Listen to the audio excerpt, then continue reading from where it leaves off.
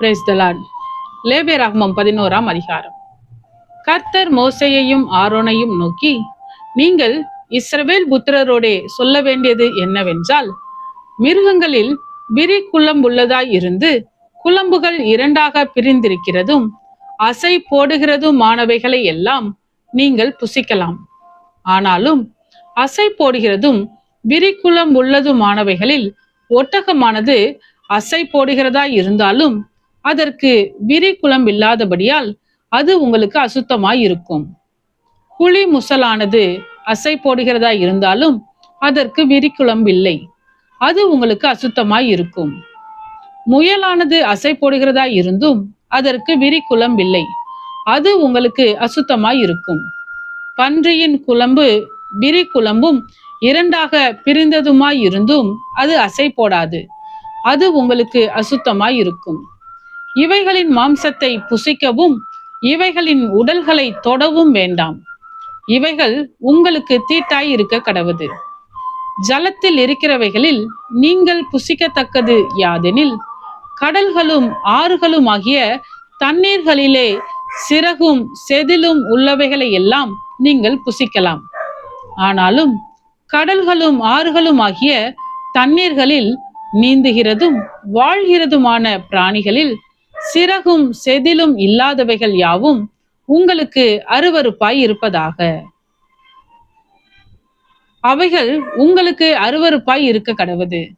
அவைகளின் மாம்சத்தை புசியாதிருந்து அவைகளின் உடல்களை அருவருப்பீர்களாக. தண்ணீர்களிலே சிறகும் செதிலும் இல்லாத யாவும் உங்களுக்கு அருவருப்பாய் இருக்க கடவுது. பறவைகளில் நீங்கள் புசியாமல் அருவருக்க வேண்டியவைகள் யாதெனில், கழுகும் கருடனும் கடலுராஞ்சியும் பருந்தும் சகலவித வல்லூரும் சகலவித காகங்களும் தீக்குருவியும் கூகையும் செம்புகமும் சகலவித டேகையும் ஆந்தையும் நீர்க்காகமும் கோட்டானும் நாரையும் கூழக்கடாவும் குருகும் கொக்கும் சகலவித ராஜாலியும் புழுக்கொத்தியும் வௌவாலும் ஆகிய இவைகளே. பறவைகளில் 4 காலால் நடமாடுகிற ஊரும் பிராணிகள் யாவும் உங்களுக்கு அருவருப்பாய் இருப்பதாக. ஆகிலும் பறக்கிறவைகளில் 4 காலால் நடமாடுகிற யாவிலும் நீங்கள் புசிக்கத்தக்கது யாதெனில், தரையிலே தத்துகிறதற்கு கால்களுக்கு மேல் தொடைகள் உண்டாய் இருக்கிறவைகளிலே வெட்டுக்கிளி ஜாதியாய் இருக்கிறதையும், சோலையாம் என்னும் கிளி ஜாதியாய் இருக்கிறதையும், அர்கோல் என்னும் கிளி ஜாதியாய் இருக்கிறதையும், ஆகாபு என்னும் கிளி ஜாதியாய் இருக்கிறதையும் நீங்கள் புசிக்கலாம்.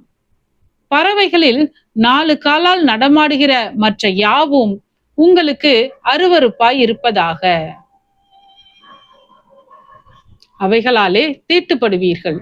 அவைகளின் உடலை தொடுகிறவன் எவனும் சாயங்காலம் மட்டும் தீட்டுப்பட்டிருப்பான். அவைகளின் உடலை சுமந்தவன் எவனும் தன் வஸ்திரங்களை தோய்க்க கடவன், அவன் சாயங்காலம் மட்டும் தீட்டுப்பட்டிருப்பான்.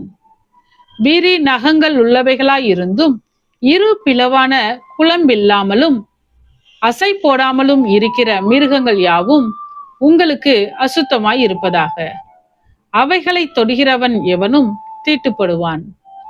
4 காலால் நடக்கிற சகல ஜீவன்களிலும் தங்கள் உள்ளங்கால்களை ஊன்றி நடக்கிற யாவும் உங்களுக்கு அசுத்தமாய் இருப்பதாக.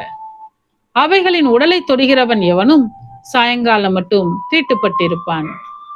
அவைகளின் உடலை சுமந்தவன் தன் வஸ்திரங்களை தோய்க்க கடவன், அவன் சாயங்காலம் மட்டும் தீட்டுப்பட்டிருப்பான். இவைகள் உங்களுக்கு தீட்டாய் இருக்க கடவது.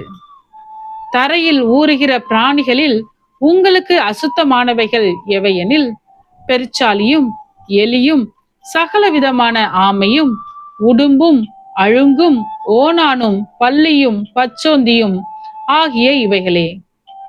சகல ஊரும் பிராணிகளிலும் இவைகள் உங்களுக்கு தீட்டாய் இருக்க கடவது.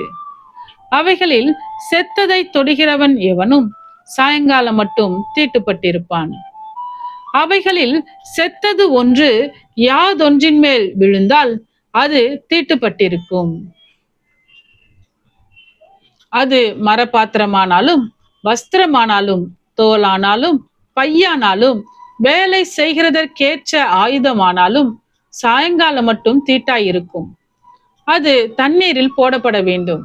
அப்பொழுது சுத்தமாகும். அவைகளில் ஒன்று மட்பாண்டத்துக்குள் விழுந்தால் அதற்குள் இருக்கிறவை யாவும் தீட்டுப்பட்டிருக்கும். அதை உடைத்து போட வேண்டும். புசிக்கத்தக்க போஜன பதார்த்தத்தின் மேல் அந்த தண்ணீர் பட்டால் அது தீட்டாகும். குடிக்கத்தக்க எந்த பானமும் அப்படிப்பட்ட பாத்திரத்தினால் தீட்டுப்படும். அவைகளின் உடலில் யாதொன்று எதின்மேல் விழுதோ அதுவும் தீட்டுப்படும். அடுப்பானாலும் மண் தொட்டியானாலும் தகர்க்கப்படுவதாக. அவைகள் தீட்டுப்பட்டிருக்கும். ஆகையால் அவைகள் உங்களுக்கு தீட்டாய் இருக்க கடவது. ஆனாலும் நீரூற்றும் மிகுந்த ஜலம் உண்டாகிய கிணறும் சுத்தமாய் இருக்கும். அவைகளில் உள்ள உடலை தொடுகிறவனோ தீட்டுப்படுவான். மேற்சொல்லியவைகளின் உடலில் யாதொன்று விதை தானியத்தின் மேல் விழுந்தால் அது தீட்டுப்படாது. அந்த உடலில் யாதொன்று தண்ணீர் வார்க்கப்பட்டிருக்க விதையின் மேல் விழுந்ததானால் அது உங்களுக்கு தீட்டாய் இருக்க கடவது. உங்களுக்கு ஆகாரத்துக்கான ஒரு மிருகம் செத்தால் அதன் உடலை தொடுகிறவன் சாயங்காலம் மட்டும் தீட்டுப்பட்டிருப்பான். அதன் மாம்சத்தை புசித்தவன் தன் வஸ்திரங்களை தோய்க்க கடவன். அவன் சாயங்காலம் மட்டும் தீட்டுப்பட்டிருப்பான். அதன் உடலை எடுத்து போனவனும் தன் வஸ்திரங்களை தோய்க்க கடவன்.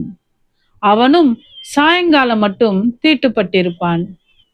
தரையில் ஊறுகிற பிராணிகள் எல்லாம் உங்களுக்கு அருவருப்பாய் இருக்க கடவது. அவை புசிக்கப்படலாகாது.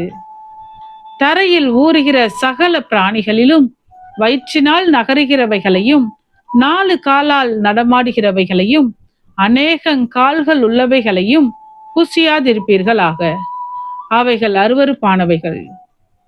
ஊறுகிற எந்த பிராணிகளிலும் உங்களை அருவருப்பாக்கி கொள்ளாமலும் அவைகளால் தீட்டுப்படாமலும் இருப்பீர்களாக.